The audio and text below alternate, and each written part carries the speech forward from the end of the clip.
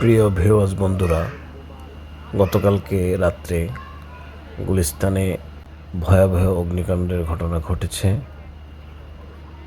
আপনারা দেখতে পাচ্ছেন বাইতুল মোকাররমের পাশেই বহুতল ভবনে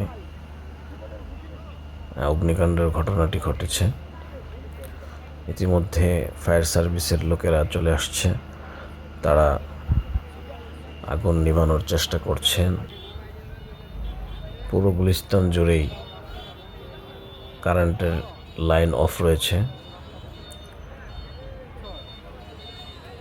জনসাধারণের মধ্যে একটি আতঙ্ক বিরাজ করছিল।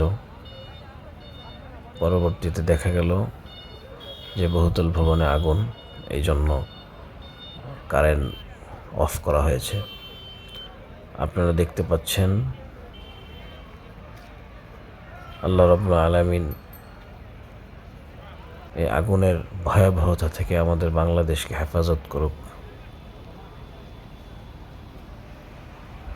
আমাদের দেশের উপর দিয়ে বিপদ যাচ্ছে, আল্লাহ আমাদের সকলকে এই বিপদ থেকে হেফাজত করুক। কিছুদিন পর পরই এক একটা বিপদ চলে আসছে আমাদের সামনে। আজকেও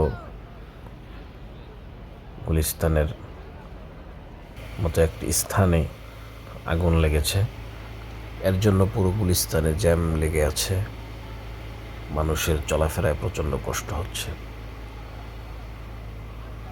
যাই হোক, ফায়ার সার্ভিসের লোকেরা তাদের কাজ চালিয়ে যাচ্ছেন। আশা করি কিছুক্ষণের মধ্যেই সব ঠিক হয়ে যাবে।